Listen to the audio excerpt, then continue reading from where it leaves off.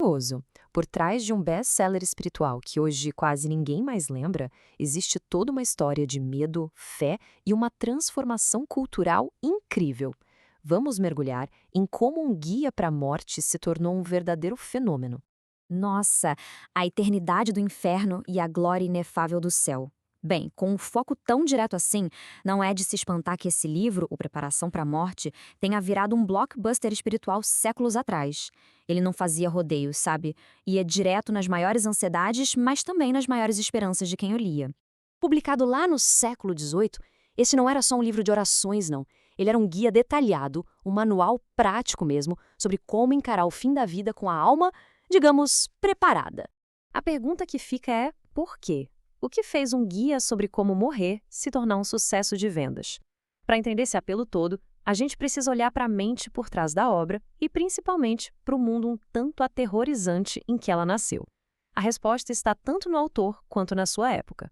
Parte da genialidade do livro estava justamente na sua estrutura. Ele não era nada vago. Muito pelo contrário, ele oferecia um caminho claro, bem definido, para os fiéis se prepararem para a eternidade. Eram 36 considerações que iam direto ao ponto nas questões mais profundas da vida e da eternidade. Era um exercício espiritual completo, que guiava a pessoa passo a passo, desde a realidade da mortalidade até a promessa da salvação. Mas o sucesso do livro não era só pela estrutura, não. A filosofia única do autor foi a verdadeira chave, porque ela oferecia uma perspectiva nova em um mundo que vivia dividido por extremos. E o autor não era qualquer um, era Santo Afonso Maria de Ligório, um teólogo brilhante, bispo, fundador de uma congregação religiosa, enfim, um doutor da igreja.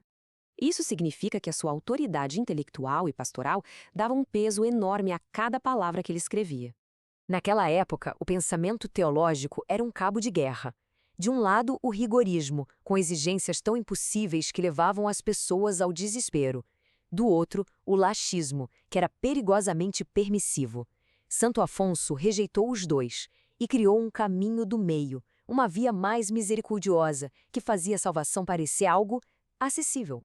E essa abordagem mais compassiva não surgiu do nada. Ela foi uma resposta direta a uma ansiedade cultural gigantesca.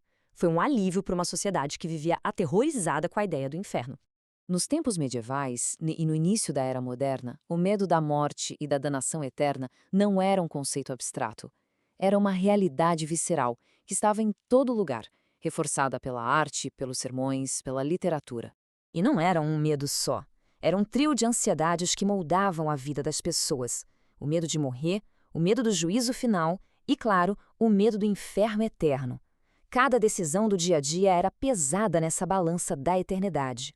Diante de tanto terror, era natural que as pessoas buscassem uma intercessora, alguém poderoso e ao mesmo tempo misericordioso, alguém que pudesse advogar por elas diante do juiz divino. É interessante que muitas crenças populares, especialmente sobre a Virgem Maria, vinham desses textos não canônicos, os apócrifos. Eles meio que preenchiam os detalhes que a Bíblia não contava, satisfazendo a curiosidade e a necessidade de devoção do povo. Isso tudo criou uma necessidade psicológica muito clara. Se o juiz era Jesus, quem melhor para interceder do que a própria mãe? Essa lógica simples e poderosa impulsionou a devoção a Maria nesse papel de Nossa Senhora da Boa Morte. Mas a história não para por aí. Essa ideia, que nasceu na Europa, não ficou por lá.